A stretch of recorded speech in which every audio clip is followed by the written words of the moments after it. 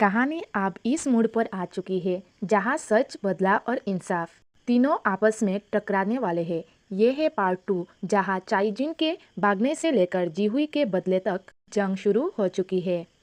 चाइजिन अपनी जान बचाने के लिए वहां से भागने की कोशिश करता है, लेकिन डायरेक्टर उसे रोकने की कोशिश करते हैं।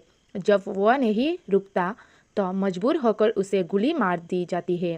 घायल हालत में चाइजिन शहर की भागदौड़ से बचता हुआ एक बुद्धिस्ट मंदिर में छुप जाता है, जहां उसका इलाज शुरू होता है। पुलिस पूरी शहर में उसकी तलाश करती है, लेकिन उसका कोई सुराग नहीं मिलता। दूसरी ओर डायरेक्टर अपना आपा खो बैठता है। गोली लगी है तो जरूर किसी हॉस्पिटल गया होगा, लेकिन वो कहाँ है? इसी बीच जीहुई को बार बार डरावने सपने आते हैं।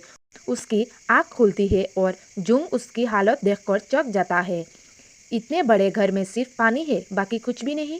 दोनों एक दूसरे के पास बैठते हैं और जुंग अपना दर्द बांटता है। कैसे उसने अपनी बहन को खोया और कैसे उसे अब तक इंसाफ नहीं मिला। जीहुई भी अपनी सच्चाई बताती है। गुंगजियो ने उसके साथ रेप करने की कोशिश की थी। इन जख्मों को बांटते हुए दोनों एक इमोशनल कनेक्शन महसूस करते हैं। अगली सुबह जीहुई को एक पोस्टर मिलता है जिसमें उसके फादर की फोटो होती है।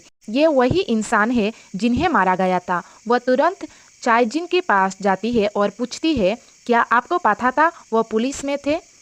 चाइजिन सच बताता है, हाँ, पहले वो पुलिस में थे। डायरेक्टर ने उन्हें मुझे पकड़ने के लिए भेजा था, लेकिन बाद में वो मेरे गैंग में शामिल हो गई। डायरेक्टर ने इसी गुस्से में उन्हें मरवा दिया। अब जीहुई का बदले का सफ़र शुरू हो चुका था। चाइजिन अपने गैंग को डायरेक्टर को ख़त्म करने का आदेश दे देता है। दूसरी तरफ जुंग और डायरेक्टर एक रेस्टोरेंट में होते हैं, जहां एक अटैक हो जाता है। डायरेक्टर बुरी तरह घायल हो जाते हैं। जीहुई जब वहां पहुंचती है तो डायरेक्टर पहले से मरा हुआ मिलता है, लेकिन मरने से पहले वह सच बोल देता है, जीहुई, तुम्हारे फादर को मैंने नहीं, चाइजिन ने मारा।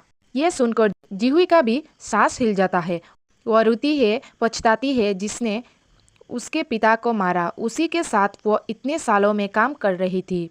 अब उसे चाइजिन से बदला लेना था, लेकिन उसी वक्त चांगो अपने गुंडे के साथ उसे मारने आता है। जीहुई डर कर लड़ती है और आखिर में उसे मार गिराती है। पुलिस को शक हो जाता है कि डायरेक्टर पर हमला जीहुई ने ही किया है। चाइजिन खुद को पुलिस में सरेंडर करता है, लेकिन वह चुप है, एक शब्द भी नहीं बोलता। तभी कोरिया की सबसे ताकतवर वकील उसे बचाने पहुंचती है। जीहुई को भी अब सबूत खत्म करने की चिंता है। वो एविडेंस रूम में जाकर चाइजिन का वो चाकू चुरा लेती है जिससे उसे फंसाया जा सकता है। जुंग को सीसीटीवी फुटेज से पता चलता है कि डायरेक्टर पर हमला जीहुई ने किया था। वह उसे खोजता है, लेकिन जीहुई भागने में कामयाब हो जाती है।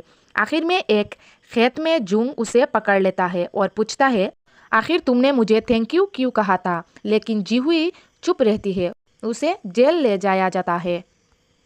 चाइजिन अब पागलपन की हद तक पहुंच चुका है। वह चाहता है कि जीहुई उसे खुद मारे। जुंग अब जीहुई के और करीब आता है, उसे अपने घर ले जाता है, उसकी केयर करता है और बताता है कि कैसे बदले की आग में वह खुद खो गया था। जीहुई पहली बार खुद को किसी के प्यार में सुरक्षित महसूस करती है, लेकिन यह प्यार ज़्यादा समय तक नहीं टिकता।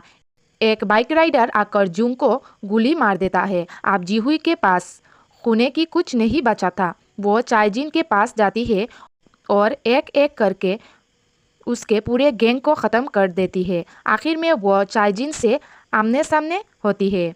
चाइजिन कहता है, तुम्हें मुझे मारने के लिए हैवान बनना पड़ेगा। जीहुई बोलती है, अब मुझे रुकने वाला कोई नहीं बचा। और दोनों के बीच शुरू होती है एक भयानक फाइट। फिर वो एक ही गोली से चाइजिन को हमेशा के लिए ख़त्म कर देती है। कुछ दिन बाद वो अपने माता पिता की कब्र पर फूल चढ़ाने आती है और वहीं पर इस कहानी का इमोशनल एंड हो जाता है। कभी कभी सच्चाई इतनी गहरी होती है कि बदला लेने के बाद भी दिल खाली रह जाता है, लेकिन जीहुई की जंग, उसका प्यार और उसका दर्द, सब कुछ इस कहानी की यादगार बना गया। अगर आपको ये कहानी पसंद आई है तो वीडियो को लाइक करें, चैनल को सब्सक्राइब करें और अगली कहानी का इंतज़ार करें। Take care, bye.